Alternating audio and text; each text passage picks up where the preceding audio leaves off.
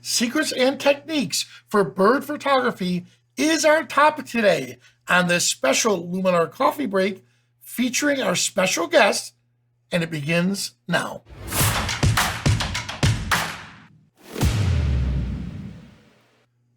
Hello, everyone. Welcome. Now, our special guest today is a photographer, an educator, an incredible podcaster that has a very popular podcasting called The Photo Bugs with his buddy and co-founder, Fred Rogers. He's a great teacher. Please welcome Jim Cadwell. Hello, Jim. Hello, Vanelli. Great to be here. Glad to have you. And you're going to talk about bird photography to this group of Luminar insiders. I'm a portrait it helps to be a photographer. bird brain. I'm a portrait photographer surrounded by a bunch of landscape bird photographers, wildlife photographers. So they're all excited that you're on, and they can't wait to hear the knowledge you have with us. So, Jim, with that, what I'm going to do is I'm going to turn it over to you, and you have a slideshow presentation you also want to show us on your bird photography. And by the time we're done, even this portrait photographer is going to learn some new ways to get better shots with birds. All right? So take Sounds it away. Good.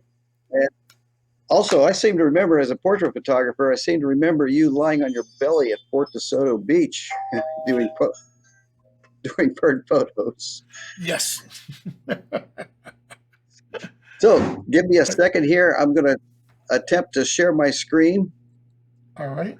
See if this works. Okay, Well, can you see this all right? perfect. Yep. And if you just make it, you got it. We're ready to go. Okay. Well, I'm going to go over some tips, techniques, show some of my favorite pictures here, and describe what I was thinking, what makes this a good, or maybe what we could do to improve the picture. And this first picture that I've got up here is down in Cape Coral, Florida. This is a burrowing owl. And while most people would start on bird photography, I think this is true most any subject. They take the pictures of the bird, but the bird's not doing anything.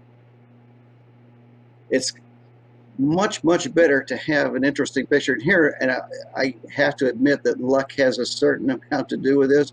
This is down in the library at Cape Coral. There are burrowing owl nests all over Cape Coral. Best place if you go down there is to start at the library. There's a number of nests right around the library itself, right across the street from the library. You can easily find them because there are white PVC posts that mark the nests. And I just happened to be there, and this mockingbird was not happy with this burrowing owl and managed to capture this particular picture. Wow. If anybody wants to put in the chat, we'd like to have a caption for this. And again, these guys are so much fun to photograph. And if you're starting out, they are very, very willing and easy subjects because you can get fairly close to them. You don't really need real long lenses. You can just drive around in the neighborhood looking for the nests in your car. And as I said, they're very, very easy to find. But look at the attitude of this bird here. And one of the things in here is to keep the I like to think of a photograph as having three parts. It's got a foreground, a subject, and a background. And the only part that really needs to be there is the subject. If the foreground and background are there, they should enhance and not detract from the subject. And one of the ways you can do it is by using a longer lens and making sure that the background, foregrounds are thrown out of focus, as you can see in this picture here. And that isolates the subject from both foreground and background. Nice. And again, here is two, and often you'll see these roosting holes that put up by the nests. But again, look at that the background, how it does not detract from the birds itself. So Jim, I'm going to jump in for a moment with something like Sure. this because I know you don't want to think technical. What do you usually Hmm. have your camera set at? So the moment you see something like this, you're ready to take the shot without missing it. Yeah, that's important, not only from the settings, but also to know your camera, to be able to actually rapidly be able to change settings if necessary. I like to keep my ISO low. Of course, it's true in any photography. Um, Maybe start out 100 if they're a little bit cloudy. If I need to raise the shutter speed, may go up to 400, maybe even 800 if I'm doing flying birds, possibly even higher than that. But always keep the lowest setting that you can. As far as the aperture, I like to start out around an f8. Now, if I'm wanting to get that nice bokeh, the blurred background, I might even drop that down to a 5.6 or a 4.8, whatever it takes. Another thing is I just recently switched to a mirrorless camera. I kind of resisted to this point, but I'm really, really, really happy with it. And the nice thing is you get to see through the viewfinder more or less what you're going to get in the final photograph. Another thing is, at least in the camera that I'm using, you can see the histogram, and you can immediately adjust the exposure in order to make sure that you're exposing over to the right, to make sure that histogram is over as right as far as you can get without actually bleeding and overexposing the image. Interesting. Uh, and of course, again, to get a blurred background, longer lenses certainly help. This Yeah, was photographed with a 100 to 400 millimeter lens, probably a 400 millimeter. gotcha. And because it was shot at 400, what you're saying is, Let me go. um, Sorry, let me go back to that. no, that's, Yeah, yeah, because you're saying this was shot at 400, you could afford to shoot at f8 and still get the beautiful blur in the background because you compressed it. correct. See, Yes, yeah, see. So again, portrait photography, 2.8 is where we live. We love right. 2.8. If this were shot at 2.8, let's say, if the lens stopped down that low, then it would look fake, right? The background at It 2.8. might blur. I actually kind of like the, I don't know what I would call that little weed that's kind of coming back in there, just gives a little bit Sawgrass. more character to the background. Um, Yes. and again, you can play around with it. The nice thing about shooting the burrowing owls is the fact that you have time to do that. They're not going to fly away. They're not going to run away on you. So these are the type of birds that's in some of the shorebirds also um, have that same ability, that they're used to people and they're not going to be. Now you get Yeah. this little small birds, little sparrows, the little warblers. That's a totally different story. Gotcha. Yeah. Those are These much, two. much Yeah. harder. Yeah. These two look like they're posing for you. They do look like they pose. It looked like a studio shot, like I set them up. Yeah. But as I said, luck has a certain amount, but also say luck favors are prepared. So as long as you're ready when something lucky like this, or like the previous picture where that mockingbird is, you're ready to capture it. And that's Nice. one of the secrets for bird photography, is just being ready. Gotcha. All right. Let me go on here.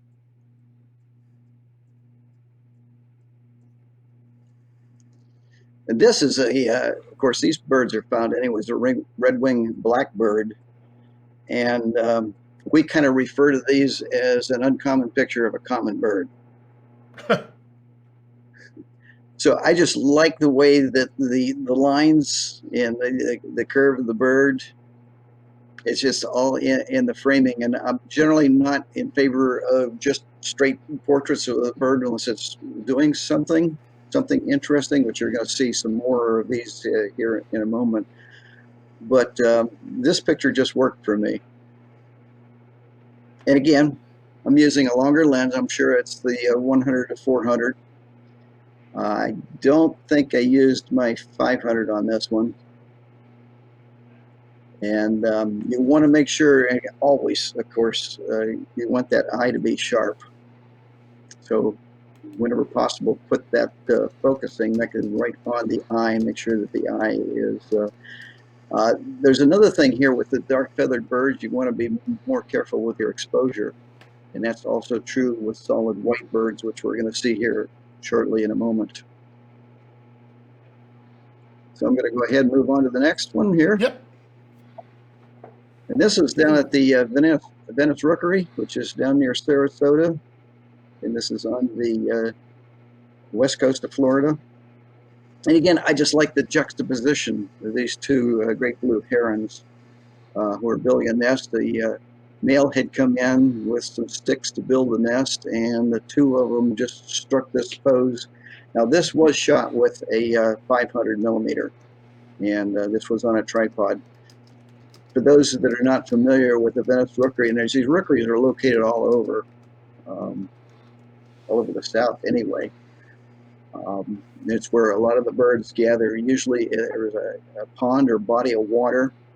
Normally it has an alligator. They like to have alligators because the alligators keep the predators such as raccoons, etc., that would come into the nests.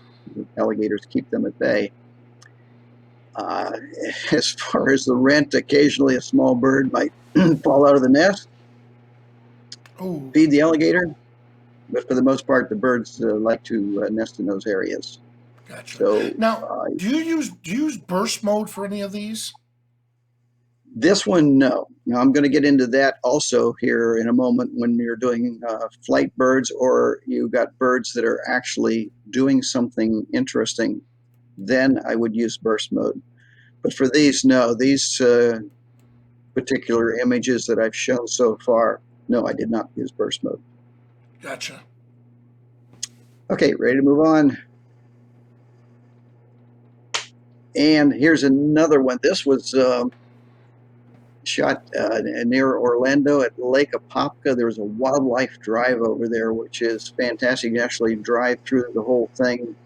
It'd take you maybe a half hour, 45 minutes. If you're driving straight through, if you're stopping to photograph, it's going to take considerably longer. At one point, there is like a weird little dam, and I happened to notice this blue heron had grabbed a fish.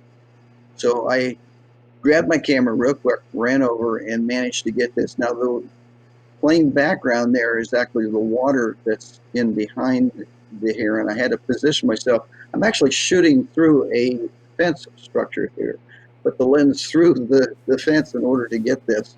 Oh, wow. And again, there was a little bit of luck, but again, I had the camera ready, and I was ready to capture this before that fish disappeared down the heron's gullet. And again, I like the lines on this particular. I took a number of shots, but of all the ones I photographed, this is the one that appealed to me most. Beautiful. Okay, ready? Yep. Any questions on this? Nope. The burst mode was one of the other questions. Ooh, nice. Okay.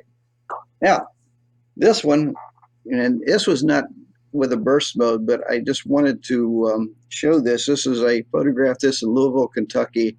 There's a friend of mine, Mike Matthews. Do you know Mike by any chance? Yeah. Yes. Mike's a fantastic bird photographer and a macro photographer. And he set this up on his porch there in Louisville with a number of flashes. We actually sat back in his family room with the remote as the hummingbirds would come up. And the background there is not bouquet. It's actually a photographic piece of paper, probably about 16 by 20.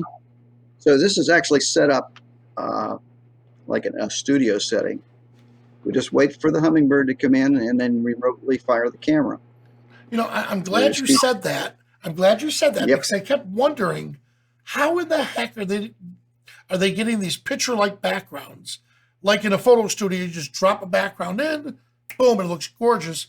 After we're done with this, you have a piece of paper to show us what it is, which would be cool. Yes, I do. And so what you do is you Go on. If you have a printer, you just take a picture and just blur it out. Just bring it into a Luminar, Photoshop, whatever you program you'd like. Just blur it completely out and print it out.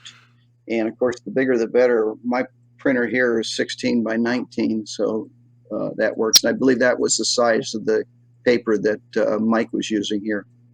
Gotcha.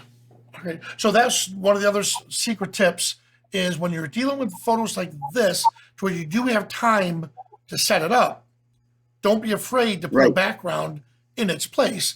And then, like you were saying, you're sitting there watching football or something on TV, which look out the window, see Hummingbird, click, push the button, take the photo, or is it much more than that? No, that's basically it. In fact, it's nice now with many of the modern cameras, you have an app that you can put on your phone.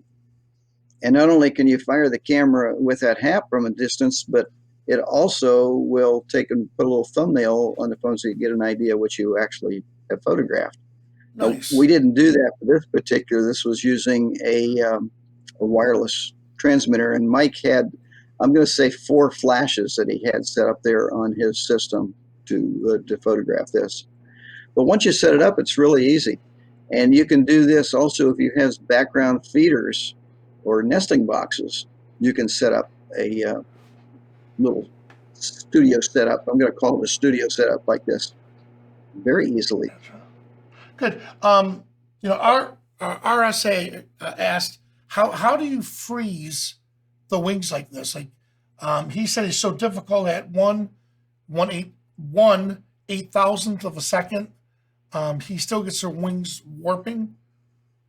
Yeah, what you need to do is take the flashes. And most flashes have the ability to change the speed of the flash. We dropped this down to about 1/32. Now that means this flash is putting out less light, but it's a lot more rapid. And you want to Gotcha. drop that down to 1/32, 1/64 of the normal, and that will tend to freeze the hummingbird's wings. And I'm going to show another picture here that I did handheld here in a moment down in Ecuador, using basically the same technique. Okay. But yes, those wings are beating so fast that unless you have really, really, really fast Yeah. strobe, they are Yeah. going to blur. So in reality, it's the strobe or the flash that's freezing Correct. the image. So the shutter speed is Yes. fine, but I know a lot of people Yeah, are let me go. thinking, yeah, Yeah, let me go back to that because basically you got two sets of exposure. You've got the ambient light, so you're going to make sure your exposure is good for that, and then you've got the flash, which is going to freeze the hummingbird. Another thing you want to be careful of on this is that the flashes aren't casting a shadow if you're shadow. using the background, as we had pointed out. So you just want to make Nice. sure that those flashes are set up. So another thing that Mike has done is he'll take a picture without the hummingbird, without the flower in it, just of the background, and then using a Luminar, you can then go in there and smooth out that shadow if you happen to get one. Awesome. Okay, going to move on here. And this again, believe it or not, this is a cattle egret.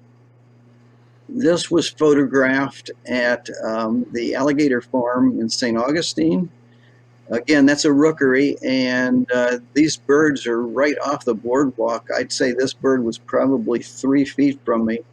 So I'm probably using maybe a 50 millimeter lens on this with a real, again, this one I did drop down to about 2.8 in order to get a blurred background. And I'm also using a little bit of flash, and I turned the flashes down because I don't want it to look flash. But if you'll notice, hopefully people can see this, a little highlight in the eye of the bird that tends to give it a little bit more life. But these cattle egrets, when they're in their mating plumage, this is basically their beak gets red, they get the little purple there around the eyes, and then they get that kind of bad hair day thing going. But very, very colorful. And she was sitting on a nest, by the way.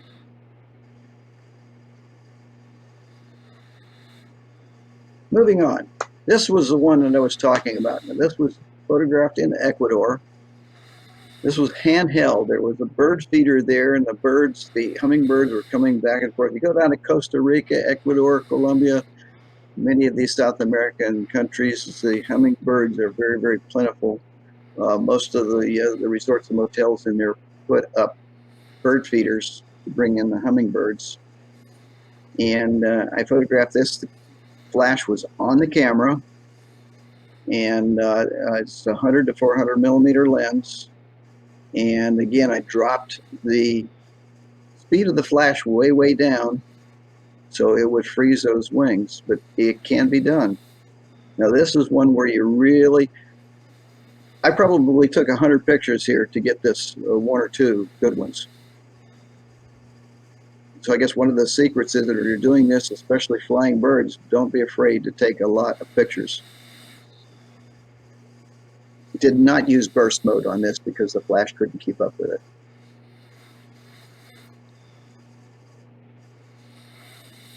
Here, back to the burrowing owls here. Again, I like to have my subject doing something interesting. Unfortunately, in this case, I think I was boring this bird. Have you ever had one of your subjects get so bored that they continue on?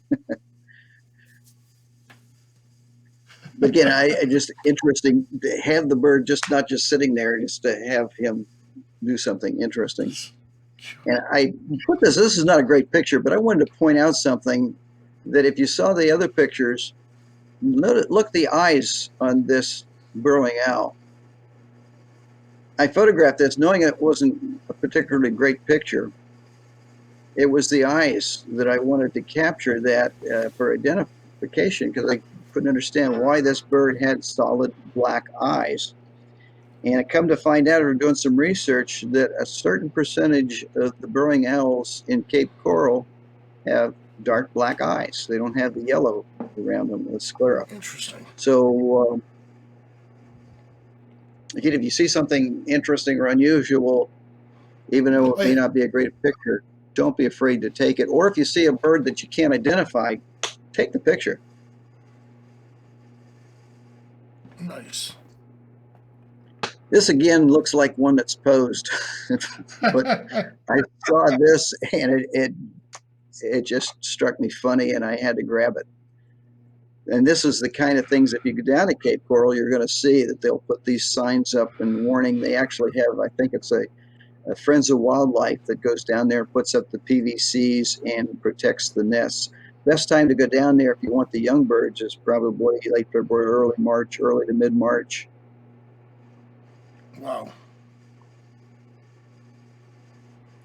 Oh. This puffin was photographed in Iceland, on the east coast of Iceland. It was, I don't know if you can see that, it was a kind of a rainy day, but this little village on top of this mound by the seashore had put a bird blind up there. So we were actually in the bird blind, and they charged a small amount, I think the equivalent of maybe $5 US to use the blind. But if you ever, another good place to go is, I think it's called Matthias Seal Island, which is located between, let's see, Maine and Canada. It's actually, there's a big debate on whether it's a U.S. or Canadian territory. The Canadians actually run it, and they have a blind. You can go in there and you can stay in the blind for up to an hour. But if you have the ability to utilize blinds, that's another secret of getting close, getting good bird images. And these come with like water coolers and snacks and stuff for you? The one in Iceland did, yes. The one in I was kidding. Does it really? Actually, they had coffee. It was actually cold this day, and they had coffee in there. And I guess the $5 that donation that we paid to use it paid for all that stuff. Well, that's the other secret, is you have to be comfortable. And if you're miserable taking the photo, you're like, oh God, I want to be here. it's going to show through in that photo. If you're like, you know what, this is so cold, I'm bored, I'm tired.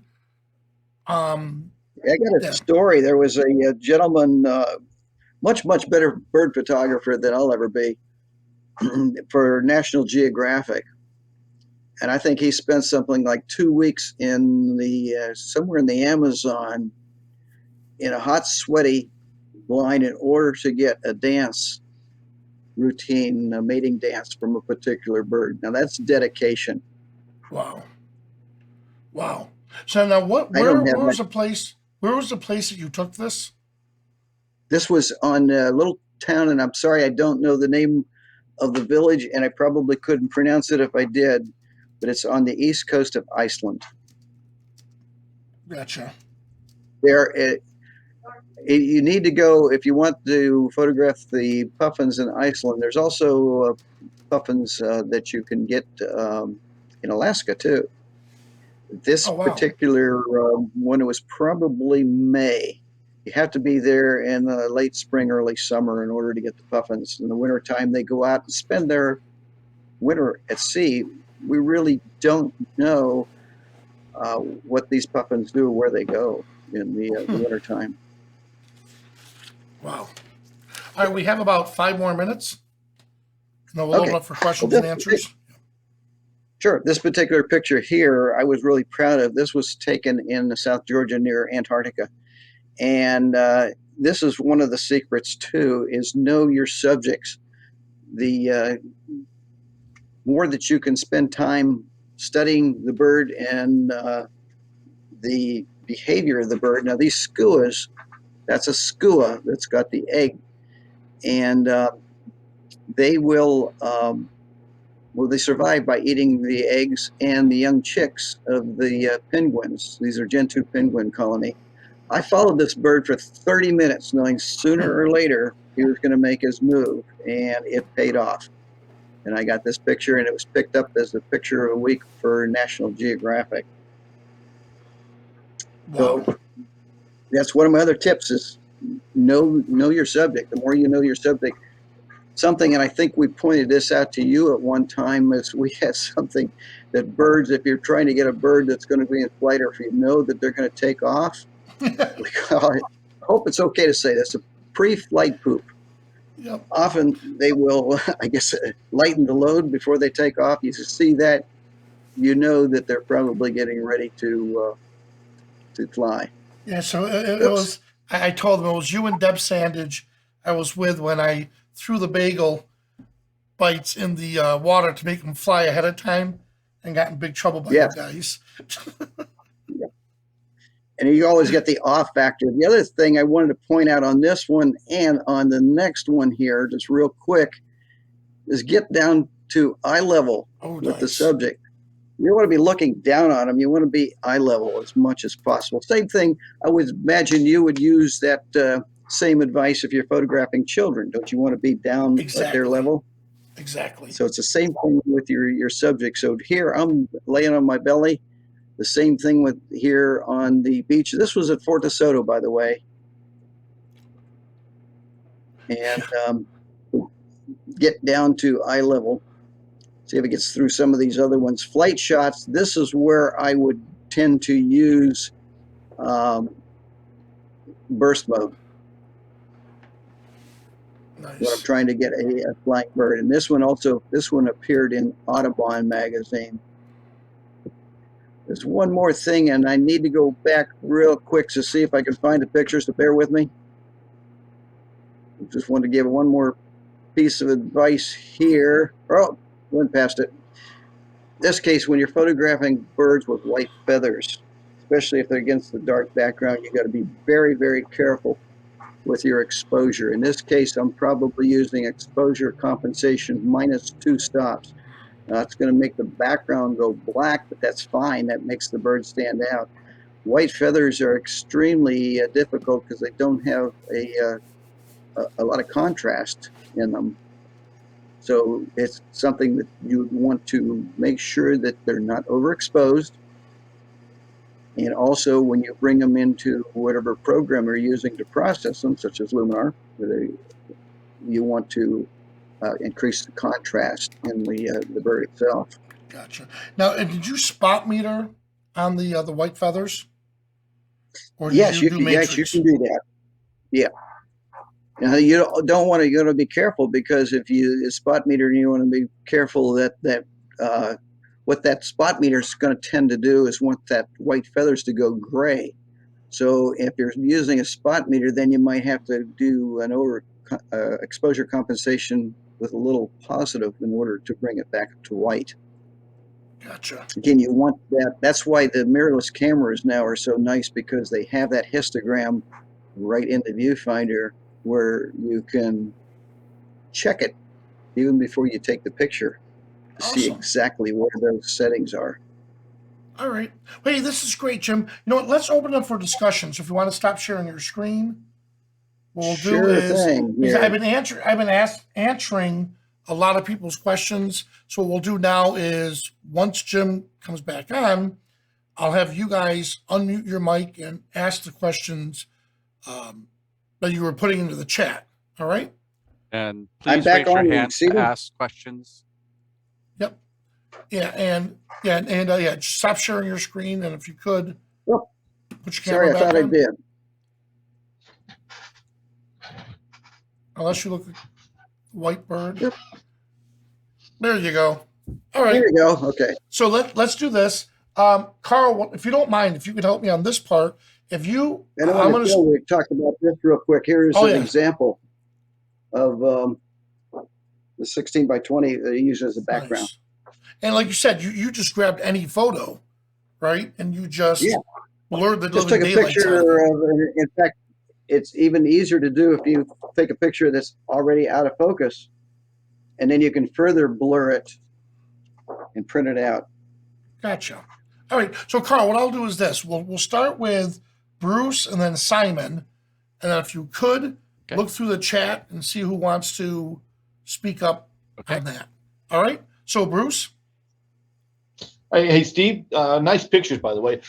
You earlier in your presentation, you gave some advice about taking pictures of all blackbirds, kind of like what you did just with all white birds. So, what kind of? I didn't catch that advice. So, can you repeat that again, please? What kind of? I'm sorry. What was the question again? I'll slow down. Earlier in right. your presentation. You gave advice about how to take pictures of all blackbirds. The blackbirds that are all black, just like you did with the all white birds. I didn't catch that advice, so can you repeat that? Yeah, it's the same thing. You don't want the bird. You don't want the bird to go solid black, or you don't want the cameras. The electronics in our cameras basically try to take everything and bring it to a neutral gray. So if you have your spot meter on that particular bird, it's going to try to overexpose the bird, so you want to bring it down. You will just want to make sure that those black feathers come out as black and not too much contrast, because again, you want some contrast and some feather detail to show. And a lot of that just comes from experience. Say that again, Bruce? A little bit of over or underexposure on the bird. Yes, white birds tend to want to, if you're metering off the bird, off the white feathers, then you want to get a little overexposure compensation. For black birds, you want to go down a little bit underexposure compensation. All right, very good. Thank you. Great. Simon? And also, I should mention, with the modern sensors, they're getting so good now that if you're off a little bit in one direction or another, it's not like we're using slide film that we used back in the day. If you shot film, that digital is a lot more forgiving there, and then you can bring them in and often correct it. Nice. All right, well, Simon and then Carl, we'll open it up. Yeah, thanks, Steve. Some awesome bird shots there. Absolutely love them. Just a couple of things. Do you have a go-to ISO that you're setting your camera to when you're shooting these things? Because they all look like the shot in daylight, rather than darkness. But I was just sort of thinking about the flash. I wonder what ISO you're using. What was that the last part there? I'm sorry, I had trouble hearing you. Yeah, I was just asking what ISA are you using, or what ISO settings are you using? Are you at 100 ISO or 400? Yeah, I try to keep the ISO as low. I guess as a rule, when I go out and set my camera up, I'll put it at 400. That seems to be kind of a good one to start with. If I'm shooting, birds in flight, I may crank that up there so I can raise up my shutter speed in order to cut down on the blur of the wings. Another thing you can do. Okay. Can you see me here all right? Yeah. There's a little no, it's gadget. okay. This is called a better beamer. And this is a Fresnel lens that attaches to the front of your flash. Some people call this a better burner because this is basically a magnifying glass. This will narrow the beam of the flash and throw it out even further. You can get 30, 50 feet. The reason they sometimes call this a better burner, and you want to be careful, because this is a magnifying glass. If sunlight hits this, it will focus it on the front of the flash and actually melt the front of your flash. So you want to be careful. Wow.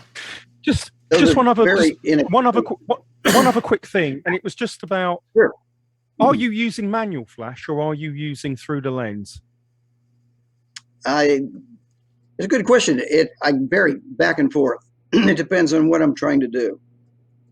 There was a picture that I didn't show there that had a little green heron that I got down in the Everglades, and this green heron just sat there.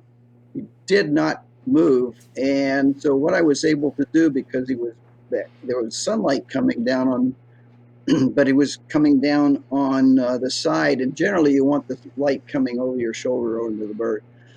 So what I did is I actually set up a flash on the manual and used that as a little fill flash on the shadowed side. But that was very unusual, and normally you don't have the time to do something like that. Oh, that's excellent. Thank you. On the hummingbirds, we were using manual flash on that, not TTL. Okay. Gotcha. All right, Carl. Oh, you're muted. We don't have any big questions in the chat right now that haven't been asked. I mean, most of them were around when you're shooting with your 500 millimeter, how far away were you shooting? You heard Simon ask about ISO settings. We also have shutter speeds, etc. So just basically your shooting settings when you're outdoors, when you're doing something close like the hummingbirds.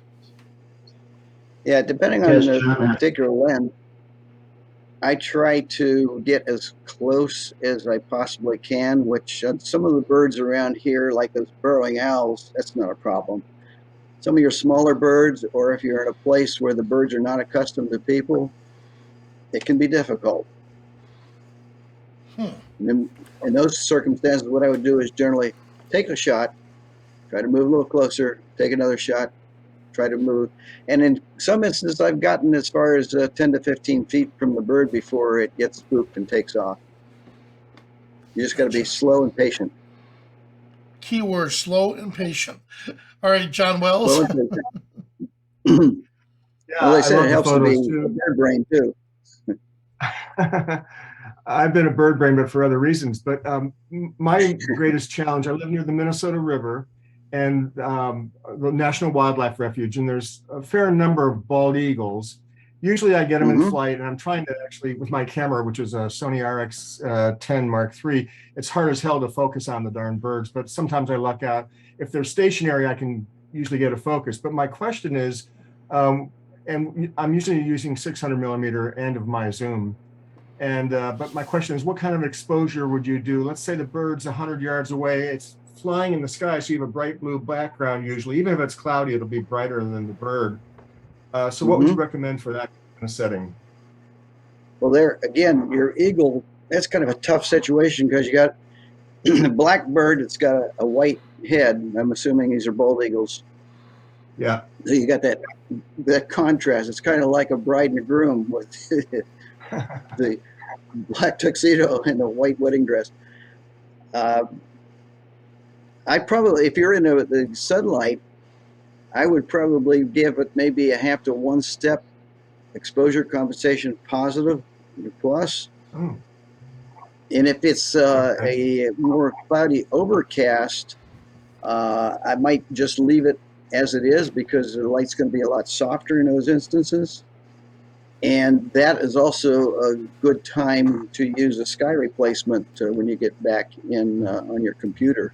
Because the white, I don't like the solid white skies. Blue, little clouds, it's fine. But excellent. Thank you. Gotcha. All right. Sure. Just before we go to Ian, a quick question. Bobby repeated. They asked again. What camera are you using right now? I'm using a Canon R3. Canon R3. And is that full crop or is that okay? Because they're It's a asking. full. Yeah, that's a full frame sensor. And before that, most of those pictures, in fact, I'd say all those pictures you just saw that I presented today with either shot with a Canon 7D Mark II or a 5D Mark III, which are not digital, are not mirrorless cameras. But I just recently switched to mirrorless. Gotcha. All right. In fact, Ian? I went to One Panama. moment. Go on. You went to Panama? Yeah, hi, good morning. Thank you. I'm up in Canada, and Yes, sir. I've been shooting. I've been shooting for about 15 years, birds, but we don't use a flash up here. All my bird shot. That roof is there. That roof is. Yeah, I love you. I love the hummingbird. Yeah, it was shot in Arizona this winter. It was 1/4000. And my ISO is always wide open. I use auto ISO because your technology now, especially my camera, I went from Canon over to Sony. I have a Sony A1 and a 600 lens. And I find even when I shoot wide open, I don't get the noise. You know, This is true. The more data that you collect on that sensor, even with higher ISOs, the less noise you're going to get in the final image. And I didn't hear, how did you, what speed did you have on the shutter? That's handheld, 1/4000. 1/4000th of a second. That's great. And actually, I kind of like that. The trouble with the flash, often it'll freeze the bird's wings. Right. And I actually prefer just a little bit of blur in it, which you have achieved there. So that's something I'm going to have to try. Yeah. Go up to Madeira Canyon in Arizona, just outside of Scottsdale there. We go there every year with the motorhome. So I spend about 2 or 3 months down there. I've been down your neck of the woods too, St. Augustine. I went to the bird photography thing every April, and I got lots of really good I actually shots taught there one year. Yeah, the rookery. Yeah, so nice to see another birder. Well, there's another rookery like that one too in Orlando. I believe it's called the Alligator Farm. Yes. Yeah. Yep. They have an albino, a white alligator there. Yes. Yes. Yeah. Yeah. Very good. Right. Thank you very much. All right, Okay, Robert? thank you for that technique. I'm going to have to try that. Yeah. Robert? I've got a question for you. When you're doing birds in flight, are you panning with them? And what do you do to practice to pan with them? Or are you anticipating where you think the flight might go and just taking a single shot? And when you're panning, are you in burst mode that whole time? Now, that's a great question. And yes, I'm in burst mode. And what I do is I kind of have myself angled. So I'm going to be twisting in the direction that the bird is flying. Try to get it lined up. On the new Canons, they have a ability to do eye tracking, which I found very, very useful. And I'll set that on and just fire away when I get the bird in the frame. The mirrorless really is that much better on the eye tracking, obviously, then. Yeah. Yes. Well, at least I can say that for the Canons. I believe Sony, I've heard, is actually marginally better. But yes. Very good. Thank you so much. Love the pictures. Thank you so much. I appreciate All right, that. We'll take one last question from Russ, and then we'll end this segment and just briefly talk about the Ask Me Anything segment. All right. So Russ. Yeah, Jim, on the Aperture Trail, what's the best time to go there? I've been meaning to get over there, and is morning or evening better? Yes. Mornings and evenings, both are good. Midday, we try to avoid it. Yeah, it's too hot. It's hot. The birds tend to stay away. So as a rule, and the lighting is usually better in the morning and evening. The other thing, if you're doing shorebirds, you want that wind to be coming offshore. So when the birds are coming into land, they're landing, of course, into the wind. That's something else to keep in mind. Nice. Oh, and All I right. got this nice picture here for you, Jim. Oh, Jesus. I found this just laying around. Yeah, thanks there. Oh, ouch. All right, so here we are. So know your gear. Long lens, f8 is fine. Know your subject matter so you can track them and know where they are. Eye level, I like that. Dropping down like you saw in that picture with Russ there, where you drop down at eye Don't level. afraid to get dirty. And yeah, don't afraid to get dirty. Most important, get comfortable. If you're not comfortable, you're going to be miserable taking those photos, and you're not going to have good stories to tell. And then you talked about spot metering when it comes to exaggerated, like white feathers or black feathers, spot metering, and then don't forget to rely on exposure compensation. Awesome. Well, Jim, thank you so much. Well, go on. Thank you. I appreciate it. I appreciate all the good questions. And Awesome. hope that we see some of these people down in Florida here one of these days. Yes. But stick around. We're going to do the Ask Me Anything segment. So I already know a few people are going to ask more questions, and we'll take it from there. All right? So everyone else, thank you so much for joining us, and I'll see you at the next coffee break.